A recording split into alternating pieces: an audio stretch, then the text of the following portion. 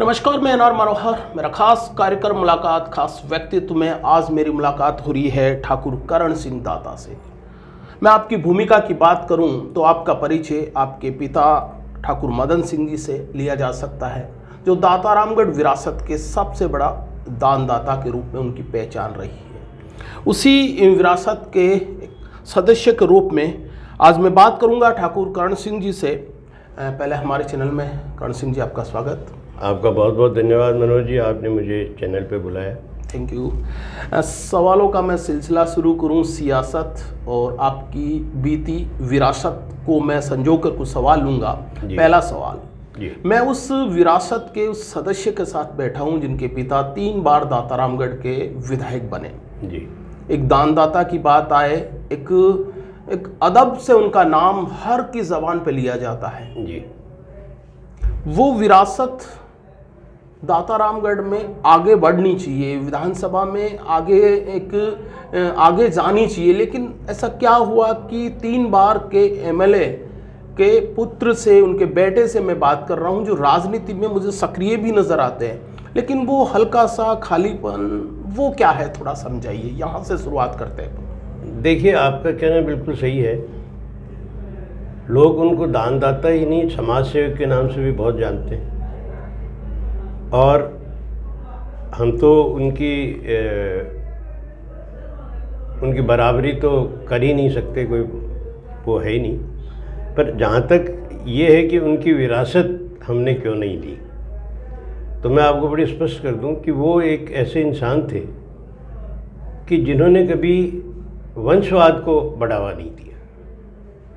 हम 5 भाई, 5 में से वो किसी को भी ला सकते थे राजनीति में, पर उन्होंने कहा नहीं, मुझे वंशवाद, आज आप देखिए कांग्रेस की क्या हालत है वंशवाद के कारण। तो उन्होंने कभी वंशवाद का नाम लिया ही नहीं, और न वो इसके पक्षधर थे। वो उस समय इस सोच को डेवलप कर चुके थे जी कि राजनीति में नहीं, ऐसा नहीं कि मैं, मेरा पुत्र, उनका पुत्र, नहीं। वो हमको कहते थे, क्योंकि मैं वैसे थोड़ा बहुत 80 के दशक में राजनीति में थोड़ा सक्रिय था गांव में। तो हमको ये कहते थे कि पहले बात तो अगर तुमको राजनीति में आना है तो एक बात अपने दिमाग और दिल में साफ सोच लेना कि अगर मेरी तरह तुम इस दातारामगढ़ की जनता की सेवा कर सको निस्वार्थ भाव से, तो राजनीति में आ जाना। ये दातारामगढ़ की जनता तुमको सराखों पे बिठाएगी, और अगर झूठ पाखंड करना है तो तुम दातारामगढ़ की जनता के पास मत आना, और कहीं कोई जगह अपनी तलाश कर लेना। बहुत प्यार था दातारामगढ़ की जनता से उन्हें, बहुत प्यार था। मैंने तो 77 का इलेक्शन मुझे खूब अच्छी तरह याद है, और मैं आपको बताऊं कि आज भी लोग मौजूद हैं, उनमें से भारतीय जनता पार्टी में ही हैं ज़्यादातर लोग। वो आज भी हमको बताते हैं कि साहब कैसे हम चंदा इकट्ठा करके गाड़ी में डीजल, उस टाइम जोंगा गाड़ियाँ आ रही हुआ करती थी, और मतलब मेरे पास शब्द नहीं है दातारामगढ़ की जनता के लिए धन्यवाद देने के लिए कि उस ज़माने में जब 77 में फादर ने इलेक्शन लड़ा, मदन सिंह जी दाता ने, तो हमारी जेब से 5,000 रुपये भी खर्च नहीं हुए। वो निर्दलीय चुनाव का, निर्दलीय, यही सबसे बड़ी बात है। मतलब 5,000 रुपये भी हमारी जेब से खर्च नहीं हुए, और थे भी नहीं। मेन बात ये थी कि थे भी नहीं। तो जनता ने इलेक्शन लड़ाया, और आप देखिए उनके बारे में मैं पढ़ रहा था, तो मुझे एक किस्सा मैं पढ़ रहा था कि जो जयपुर में एक कोई सभा थी, वहाँ पर जो युद्ध, चाइना वाला युद्ध था भारत चाइना में, उस समय जब मांग करी तो ठाकुर साहब ने दान के रूप में 1 लाख रुपए दिए हैं। जी हाँ, वो उस टाइम मेनन साहब आए थे, तो वो पूरे हिंदुस्तान में घूम रहे थे। 62 का चाइना वॉर, उस टाइम भारत के पास पैसे भी नहीं थे उस समय स्थितियाँ, तो वो चंदा इकट्ठा करने के लिए घूम रहे थे। तो जयपुर में भी आए, अल्बर्ट हॉल में मीटिंग रखी, सब राजा महाराजा वगैरह सभी आए थे।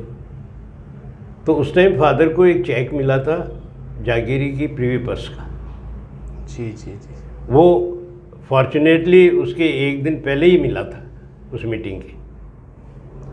तो फादर ने मंच पे जाके वो 1,01,000 का चेक रक्षा कोष में, और एक अपनी सोने की मूठ की तलवार जो हर टाइम वो साथ रखते थे, और सबसे बड़ा लड़का देश के लिए। मतलब आपको मैं एक छोटा सा बात बताता हूँ। पैसे तो बहुत लोगों ने दिए, पर पूरे हिंदुस्तान में जहाँ तक मुझे याद है, अपना बेटा देश के लिए, और वो भी सबसे बड़ा बेटा, क्योंकि उस टाइम तो बहुत लोग भेजते ही नहीं थे आर्मी में, सबसे बड़ा बेटा देने वाले पहले इंसान थे ठाकुर मदन सिंह दांता। तो वो गर्व का पल, वो चीज़ जब फील करते हो आज, कभी आप खुद अपने बेटों के साथ बैठते हो, कभी चर्चा चल जाती है, तो उस पूरे दृश्य को कैसे देखते हो? नहीं, ये मेरे साथ कई बार ऐसे वाक़ई होते हैं। घर में तो सभी जानते हैं, बच्चे भी जानते हैं, पर जब कहीं समाज में बैठता हूँ, राजपूत समाज में बैठता हूँ, तो कई लोग ऐसे भी होते हैं जो कहते हैं साहब आपके लिए क्या छोड़ के गए। मैं उनको ये कहता हूँ हमारे लिए ठाकुर मदन सिंह दांता अपना नाम छोड़ के गए, एंड मेरे हिसाब से सबसे बड़ी जो दौलत किसी आदमी के लिए होती है, क्योंकि आज हम कहीं पे भी जाते हैं तो उनका नाम जैसे ही आता है कि उनके लड़के हैं, तो अगला आदमी बहुत इज्जत से हमको वेलकम शायद वो ही सबसे बड़ी दौलत। और सबसे बड़ी दौलत आदमी का नाम होता है। नहीं तो मैं नाम तो नहीं लूँगा, बहुत बड़े बड़े नेता हुए, उनके आज बच्चे कहाँ हैं कोई नहीं जानता। थोड़ा मैं सियासी सवाल लूँगा कि मैं ठाकुर साहब के बारे में पढ़ रहा था, अभी मैंने बता भी दिया, भूमिका में 3 बार विधायक भी बने। उसके बाद में दातारामगढ़ में भाजपा या उनसे संबंधित जो समर्थित पार्टियां हैं वो कभी जीत नहीं पाई। भैरव सिंह जी का संबंध भी दातारामगढ़ से रहा है, ठाकुर मदन सिंह जी का भी रहा है। तो इतने बड़े कद्दावर विरासत कभी भाजपा को आखिर क्या वजह बन सकती है? आपका नजरिया क्या कहता है? देखिए, मेरे हिसाब से तो पहली बात तो ये होती है कि आप जब किसी पे कैंडिडेट थोपते हो उसका बड़ा गलत रिएक्शन जाता है। और मेरे हिसाब से जब भैरव सिंह जी साहब थे, बड़े सम्मानीय थे, सब चीज़ थी, यहीं के रहने वाले थे, पर चयन सही नहीं हुआ। मेरा जहाँ तक व्यक्तिगत सोच है, कैंडिडेट्स का चयन सही नहीं हुआ। ये शुरू से अब तक ऐसा ही होता आ रहा है। हाँ, अच्छा, ये आप आखिर के 2 इलेक्शन, तो मैं तो इसको हारा हुआ तो नहीं मानता, 500-700 वोटों से वो डिफरेंस रहा, पर अगर इतना ही स्थानीय पे वापस जोड़ देते, क्योंकि आज का जो सिनारियो है वो थोड़ा अलग है, उस टाइम थोड़ा अलग था। तो आज मोदी साहब का इतना नाम है कि जो वोट पड़ता है वो मोदी साहब के नाम पे पड़ता है, और मोदी साहब ने एक ऐसा ये सिनारियो क्रिएट कर दिया पूरे हिंदुस्तान में, डबल इंजन की सरकार। और ये सही भी है साहब, पहले भी होता था, क्योंकि जब तक दोनों एक सरकारें नहीं आएगी तब तक आप आगे डेवलपमेंट नहीं होता है। आज अभी आप देख लो, इधर कांग्रेस की है, वहाँ बीजेपी की है, तो हर राजनीतिक में सब अपना अपना भला सोचते हैं। हालांकि मोदी साहब का थोड़ा विज़न अलग होता है, वो जनता की ज़्यादा सोचते हैं, सरकार किसी की भी हो। अभी आपने बताया मुझे कि दातारामगढ़ में भाजपा का या समर्थित पार्टियां का नहीं जीतने का बड़ा कारण बन रहा है, आपका व्यक्तिगत मत है कि जो चयन होता था उम्मीदवार का शायद वो सही नहीं हुआ। एक कारण ये बता रहा हूँ। जी बिल्कुल। अच्छा, एक इसी से संबंधित मैं कह रहा हूँ, जब मैं विधानसभा के उम्मीदवारों का थोड़ा सा जांच रहा था, पढ़ रहा था, तो मुझे ऐसा लगता है कि जैसे अब तक के उम्मीदवार, मैं भाजपा और उससे समर्थित पार्टियों की बात कर रहा हूँ, ठाकुर मदन सिंह जी के बाद में शिवनाथ सिंह जी आए हैं, आपके राणुली ठाकुर भी आए हैं, कालवी जी भी आप बता रहे थे, कालवी साहब आए थे। तो ऐसा लगता है कि दातारामगढ़ में राजपूतों का दावेदारी में एक मजबूत, मैं कह सकता हूँ, दावा रहा है। नहीं, राजपूतों की दावेदारी तो एक ठाकुर मदन सिंह दांता के नाम से ही आ रही थी। एक बड़ी लिस्ट नजर आती है, लिस्ट नजर आती है, चांस खूब दिया। ऐसी बात नहीं कि चांस नहीं दिया, भारतीय जनता पार्टी ने खूब चांस दिया है राजपूतों को भी, ये राजपूतों और दूसरे कास्ट को भी आजमाया है। नहीं, बिल्कुल मैं ब्राह्मण को भी आजमाया है, जाट को भी आजमाया है, कुमाऊत को भी आजमाया है। राजपूतों ने इस सीट पर मजबूत दावा ठोका है। क्या ये सीट राजपूत वर्ग अपनी सीट को परंपरागत, अपनी सीट को, क्योंकि ठाकुर मदन सिंह जी की विरासत के तौर पर इस सीट को देख ले थोड़ी देर के नहीं, देखिए आज जो सिनारियो है, मैं बड़े स्पष्ट शब्दों में आपको कहूँगा, मेरा व्यक्तिगत मानना ये कि हम कोई राजपूत बोल के दावा नहीं ठोक रहे हैं, कोई नहीं है ऐसा। हमारा जो अभी मानना है वो ये है कि एक ऐसे सख्त, मतलब मजबूत इंसान को वोट दिया जाए जिसका बैकग्राउंड अच्छा हो और जीता हुआ उम्मीदवार हो। हमने तो यहाँ तक कह के आए हैं हम जोशी साहब को कि आप किसी को भी दे दो, रामलाल, श्यामलाल, करण सिंह, प्रभु सिंह, राजेंद्र दीजबरा या बसंत कुमार, कोई भी, एनीवे, कोई जाति का हो, हम उसको तन मन धन से जिताएंगे, पर होना चाहिए स्थानीय। अच्छा, स्थानीय से मुझे ये हमारे पे बार बार आप स्काईलैब मत डालो। नहीं, यही सवाल मैं ले रहा हूँ कि स्थानीय का अचानक आप लोगों ने बिल्कुल अब स्पष्ट कह दिया। नहीं, मैं आपको निवेदन करूँ कि ये अचानक नहीं है, हमने लास्ट टाइम भी किया था। बिल्कुल, मैं उससे भी वाच कर रहा था। हाँ, हमने लास्ट टाइम भी 6 दिन तक विरोध किया, पर चलो अल्टीमेटली हमको शीर्ष नेतृत्व ने बुला के समझाया कि भाई ये मौका है, तो हम मान गए। पर अब नहीं। मैं ये जानना चाह रहा हूँ, आखिर इस विरोध की वजह क्या है? बाहरी के विरोध की वजह आप मुझे कोई एक कारण बताइए। देखिए, ऐसा है, मैं बड़े स्पष्ट बोलने वाला इंसान हूँ, किसी को बुरा लगे या अच्छा लगे, विद इन द पार्टी और आउट ऑफ द पार्टी। आप ये बताएं कि यहाँ 5 साल हमारे जो कार्यकर्ता हैं वो कड़ी मेहनत करते हैं, घर घर जाते हैं, सब काम करते हैं पार्टी के लिए, उनकी कोई पूछ नहीं है, और आप लाके स्काईलैब डाल देते हो। क्यों हम काबिल नहीं है क्या? यहाँ के हमारे कार्यकर्ता काबिल नहीं है क्या?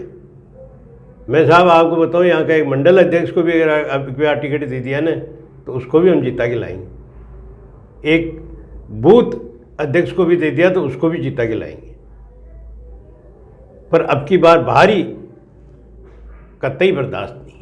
बिल्कुल स्पष्ट बोलने वाले का मैं देख रहा था आपका, जब मैं आपकी भूमिका को जानता हूँ, समझता हूँ, तो अपनी बात बेबाकी से रखते हैं। एक बात और बता दीजिए कि अभी आपने बताया कि चाहे भाजपा इस बार किसी स्थानीय को अगर दावेदारी के लिए टिकट दे देती है, ठाकुर मैं करण सिंह जी से ये भी जानना चाह रहा हूँ कि आपकी नज़र में कोई ऐसा दावेदार नज़र आता है जो इस सीट को बिल्कुल मजबूती से नजर निकाल ले, ऐसा कोई?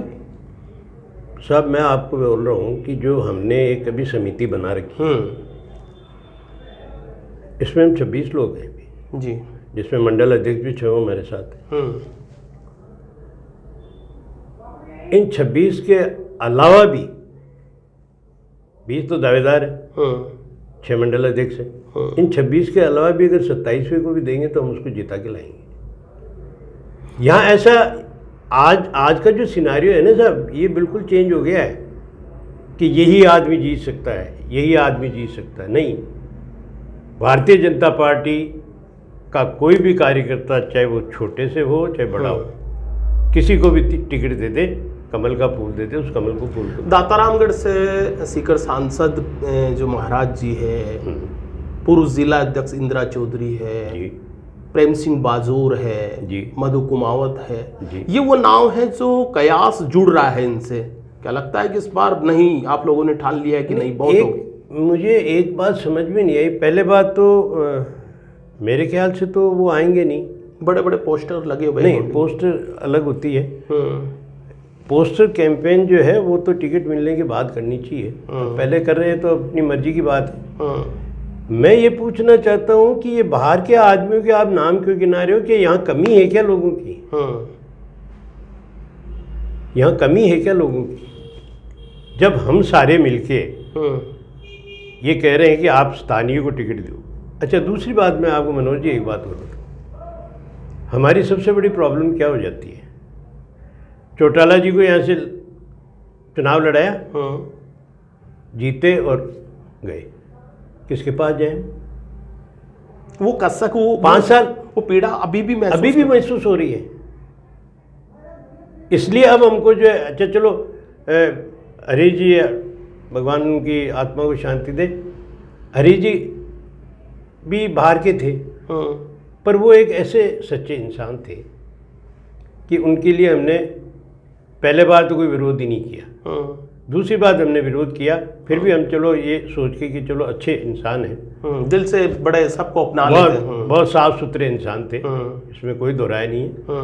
तो मैंने कहा ये थोड़ी सी दूर रहते हैं, कभी भी पकड़ लेंगे, पर उन्होंने भी कोई ज़्यादा वो नहीं किया। संगठन को मजबूत करना है, संगठन को मजबूत करने में कोई उन्होंने एक कड़ा सवाल लूंगा मैं आपसे, और जवाब भी मैं कड़ा ही चाहूंगा। अगर मान लीजिए कि तो 2-4 नाम अभी मैंने जिक्र में लिए हैं, अगर किसी ने, पार्टी ने आपके सामने उम्मीदवार बनाकर भेज दिया, तो ठाकुर कर्ण सिंह जी की क्या प्रतिक्रिया रहेगी? नहीं, हम तो खिलाफत करेंगे। खिलाफत को कैसे देखूं मैं कि भाई अब तो आर पार, या तो आप भी आ जाइए और हम भी आ जाइए, देखते हैं कि इसमें कितना दम है। देखिए, ये तो मैं नहीं कहूँगा आर पार वाली बात, तो क्योंकि अभी तक तो नाम आया नहीं है और अभी थोड़ा जल्दबाजी होगी कुछ कहना। हाँ, ये ज़रूर है कि हमारे जो जितने भी हमारे साथ मेंबर्स हैं और हमारे जो जनप्रतिनिधि हैं यहाँ के, और हमारे जो पार्टी के पदाधिकारी हैं, उनसे चर्चा होगी बात। आप उसके अध्यक्ष बने हुए हो जी, मैं नहीं बनाऊँ, मेरे को बना दिया गया है, ये मेरे को एक बहुत बड़ी इज्जत दी है दातारामगढ़ तहसील के। मैं यही तो, जब आप पर जिम्मेदारी भी बड़ी है, अपनी जनता का विश्वास प्यार जीतना है, उसमें उस विरासत का एक फिर दातारामगढ़ की जनता ने आपको बड़ी भूमिका में आ गई कि देखिएगा, हम आपको रक्षा करनी है, आपको सुरक्षा करनी है कि इस बार बाहरी नहीं, हम पार्टी के साथ हैं, लेकिन इस बार मौका हमें दीजिए, ये आप जनता को समझाने का प्रयास कर रहे हैं जी। अच्छा, इसी थोड़ा सियासत को मैं थोड़ा हल्की कर लेता हूँ। मैं 3 नाम देता हूँ आपको राजपूत वर्ग के जी। ठाकुर प्रभु सिंह जी गोगावस का नाम देता हूँ, ओके। दूसरा नाम देता हूँ मैं शक्ति सिंह अलोदा का नाम देता हूँ, एक राजेंद्र सिंह सुरपुरा का नाम देता हूँ, और एक नाम देता हूँ ठाकुर कर्ण सिंह दाता का नाम। ये 4 नाम हो गए जी। इन सब में से आपको दातारामगढ़ विधानसभा के लिए सबसे मजबूत दावेदार कौन लगता? नहीं, मैं तो ये कहता हूँ कि आपने बड़ा मेरे को असमंजस में डाल दिया है। मेरा जो मानना है, दातारामगढ़ के जो हम 20 दावेदार हैं, दातारामगढ़ विधानसभा में एमएलए के हम 20 दावेदार हैं, 20 के 20 बराबर हैं। और फिर मैं आपको दोबारा बोल रहा हूँ कि यहाँ का हर कार्यकर्ता, आज जो सिनारियो है, क्योंकि आज एक ऐसा जुनून दातारामगढ़ विधानसभा क्षेत्र में है भारतीय जनता पार्टी के पक्ष में कि यहाँ का किसी कार्यकर्ता को दे दो आप, चाहे बूथ अध्यक्ष को भी आप दे दोगे टिकट ना, वो भी जीतेगा। सवाल तो अभी भी यथावत है। राजपूतों के 4 नाम दिए मैंने, ठाकुर कर्ण सिंह जी भी उनमें शामिल है, उसके बाद प्रभु सिंह जी है, अलोदा है और सुरपुरा है, ये 4 नाम दिए। आपको लगता है आपकी पसंद का कि यस, इसमें अगर कोई दम हो या लोकप्रियता? देखिए पार्टी में क्या होता है कि आप एक व्यक्ति की पसंद नहीं कर सकते, पसंद करना नहीं करना ये जनता के हाथ में। मैं तो अभी कह दूंगा मैं तो खुद को ही पसंद करता हूँ, या शक्ति सिंह को या प्रभु सिंह को या राजेंद्र सिंह, इससे नहीं होता। जब आप एक पार्टी में, कैडर बेस्ड पार्टी में है, तो आपको जनता की सुननी पड़ेगी। ये सवाल मैंने इसलिए लिया है कि मैंने एक इंटरव्यू शूट किया था सुरपुरा का, मैंने पूछा कि यही सवाल लिया था, तो मैंने बोला, उन्होंने ये बोला कि अगर दातारामगढ़ की विरासत के पहला हक जिनका बनता है उन्होंने आपका नाम लिया, विरासत के हिसाब से बोला कि अगर पहला हक बना हमारा सेकंड हक बनेगा। तो तब मेरे को लगा कि यही सवाल मैंने उनको कहा कि जब मैं मदन सिंह जी का करण सिंह जी का जब मैं इंटरव्यू शूट करूंगा तो ये सवाल जरूर पूछूंगा, इसलिए मैंने ये सवाल आपसे लिया है। नहीं, वो उनकी बड़प्पन है राजेंद्र सिंह जी का कि उन्होंने मेरा नाम लिया। बाकी मैं एक कैडर बेस्ड इंसान हूँ और कैडर बेस्ड पार्टी में काम कर रहा हूँ। मैं कभी एक व्यक्ति विशेष के लिए आपको ये नहीं कह सकता कि यार हमको सीपी जोशी साहब ने भी पूछा कि आप एक नाम दे दो, आप किसको चाहते हो। हमने सबने एक सुर में कहा, मैंने कहा साहब आपने सर्वे करवा रखा है और करवा लो, हमारे तो बूथ अध्यक्ष को भी दोगे तो हम उसको भी जिता देंगे आपकी बार, बगावत और तनमन स्वीकार कर लोगे? बिल्कुल। अगर कोई कुमावत आया, अगर कोई देखिए, मैं आपको बताऊं, भारतीय जनता पार्टी में जातिवाद का कोई लफड़ा नहीं है। यहाँ जातिवाद का कोई लफड़ा नहीं है। कैडर बेस्ड पार्टी है, अनुशासित पार्टी है हमारी। अच्छा, हमने क्या गलत मांग कर दी? मांग तो यही है ना कि भाई लोकल को दे दो, बस। हाँ, खैर अपनी अपनी पीड़ा। अच्छा, एक कयास पर ही बात कर रहा हूँ। डॉक्टर रीटा सिंह की सदस्यता जेजेपी की लेती है, एक कयास उठता है कि गठबंधन होगा तो दातारामगढ़ आ सकती है। ये सारी बात कयास ही है। कयास का सही जवाब चाह रहा हूँ, इस पर आपका क्या? मैं इन पे ज़्यादा ध्यान नहीं दे रहा अभी। मेरा ध्यान जो मेरे को पार्टी के मेरे सम्मानीय सदस्य हैं, उन्होंने जो मुझे एक टास्क दे रखा है और ये बहुत बड़ी जिम्मेदारी मेरे सर पे उन्होंने डाल दी, तो अभी मेरा पूरा ध्यान उधर है। ये कयास है, कौन आ रहा है, कयास ही जवाब चाह रहा हूं, मेरे को देखिए नहीं इसमें। जब युद्ध में आप ये कहें कि साहब अगले के पास 1.5 लाख की सेना है, उससे नहीं होता। जब आमने सामने आएगा तब मालूम पड़ेगा 50,000 है, 40,000 है, 1.5 लाख है, 1 लाख है। उस टाइम हम देखेंगे कौन आ रहा है, क्या आ रहा है, फिर हमारी रणनीति। बाहरी तो हमारा नहीं। बाहरी का तो विरोध करोगे? बिल्कुल। क्या जेजेपी के साथ गठबंधन हो तो विरोध होगा? गठबंधन का भी विरोध करें, दोनों चीजों का विरोध। हाँ, आज भी और कल भी। हम में क्या कमी है? हम में कमी क्या है? भारतीय जनता पार्टी में कमी क्या है? नातारामगढ़ में क्यों कर रहे हो गठबंधन? चलो, मेरे को लगभग सवाल के मैं अपने इंटरव्यू का 2-4 सवाल के साथ में मैं, हालांकि इसका जवाब मुझे मिल गया है, फिर भी स्पष्टता चाह रहा हूँ कि भाजपा हर हाल में जीत चाहती है। भाजपा, मैंने 2-4 इंटरव्यू में बताया कि इस बार तो कमल खिलाने के लिए हम प्रयास करेंगे। दुर्भाग्य है कि हर बार निराशा लगती है। इस बार आप लोगों की स्थानीय में का आपकी रणनीति पर बात कर लूँ या बाहरी, दोनों को मिला के क्या लगता है कि किस एक उम्मीदवार का आईना क्या होना चाहिए, पैमाना क्या होना चाहिए, वर्ग कौन सा होना चाहिए आपकी नज़र से, तो भाजपा को जीत मिल सके? यह आपका व्यक्तिगत मत जानना चाह रहा हूँ। साहब, मेरा व्यक्तिगत मत तो ये है कि ऐसे इंसान को दी जाए जिसके बैकग्राउंड, दूसरा पार्टी के प्रति उसका डेडिकेशन, तीसरा हर वर्ग को साथ लेके चलने की उसकी क्षमता। और देखा जाए तो किसी भी नेता के लिए, चाहे वो वार्ड पंच हो, चाहे एमएलए हो और चाहे एमपी हो, ये सारे पैरामीटर्स ही होते हैं जिससे कि, क्योंकि जनता की अपेक्षाएं ये है उससे कि वो हमको साथ लेके चले, आधी रात को हमारे काम आए, उठ के चल दे, एक फ़ोन करते ही फ़ोन खुद उठा ले। आज मैं देखता हूँ, मैं राजेंद्र सिंह जी राठौड़ को, आप उनको फ़ोन करो वो खुद उठाते, इतने व्यस्त होते हुए। सभी गजेंद्र सिंह जी शेखावत को, वो इतने व्यस्त होते हुए खुद उठाते, सेक्रेटरी नहीं उठाते। तो ऐसे लोगों को आप लाओ जो बनने के बाद तन के बैठ जाए, ऐसा नहीं। तो हम तो कह के आए कि किसी को भी दो, अच्छे कार्यकर्ता को दो, जाजम हम भी चाहते हैं रात दिन, आप लाके स्काई लेब डाल देते हो। वो जीतता है तो भी चला जाता है, चौटाला जी चले गए, और हारता है तो भी चला जाता है। ठाकुर मदन सिंह जी 3 बार एमएलए बने, वही जिक्र मैं कर रहा हूँ। उसके बाद में उसी की विरासत क्या अब 2023 के विधानसभा के लिए ताल ठोकना, दवा ठोकने का प्रयास करेगी? बिल्कुल हूँ, बिल्कुल।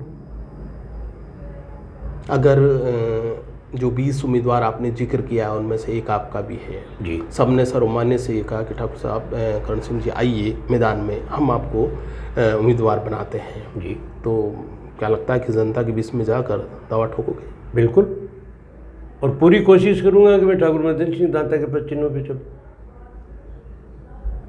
जैसे उन पे कभी उंगली नहीं उठी, आगे भी नहीं उठने दूँ।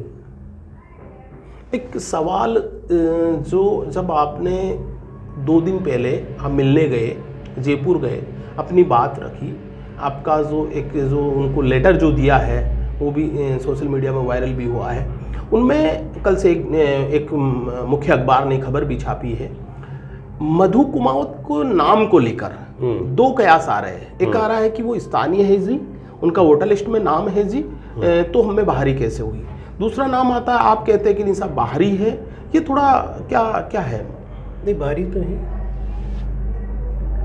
मैं दिल्ली में जाके एक प्लॉट खरीद लूँ और ये कहूँ मैं दिल्ली का वासी हूँ, वोटर लिस्ट में नाम जुड़ा लूँ, तो हमारी मांग ये है कि जिसका चूल्हा यहाँ जल रहा है, रोटी खा रहा है यहाँ, उसको दे दो। ये बाहरी से इतनी नफरत क्यों और स्थानीय से इतना प्यार क्यों? साहब एक बात बताऊं, मैं आपको पहले भी बता चुका हूं कि हम बाहरी को कब तक झेलेंगे, कहाँ जाएंगे उसके पास? हमको आधी रात को कोई काम हो जाए, कहाँ जाएंगे किसके पास? और दूसरी बात जो दर्द है वो ये है कि दांतारामगढ़ विधानसभा क्षेत्र में आदरणीय हरी जी कुमावत को 60-62 हज़ार वोट मिल गए, बाहर से ला के डाले नहीं, इसी दांतारामगढ़ विधानसभा क्षेत्र के लोगों ने। वो 62 हज़ार आदमी कहाँ जाए फिर? किसके पास जाए कि उनको काम पड़े तब किसके पास जाए? ये है दर्द हमारा। क्या हम में से कोई भी ऐसा नहीं है जिसको आप टिकट दो स्थानीय को? एक कयास ये भी लग रहा है, कयास ही है कि अगर इस बार बाहरी ने, पार्टी ने आपकी बात नहीं मानी और उन्होंने आपको बाहरी उम्मीदवार थोप दिया, तो आप ही में से या आप ही की एक जो कमेटी बनी है उन्हीं में से एक कोई पार्टी समर्थित उम्मीदवार खड़ा होगा, वो जीतेगा और पार्टी के। नहीं, ये कयास है, ये कयास है। अभी तक हमने इस लेवल पे कोई ना तो चर्चा की है और ना अभी तक ऐसा कोई बात चली है कि भाई क्या करेंगे। अगली मीटिंग, अगला प्रोसेस आपका कब होने वाला है?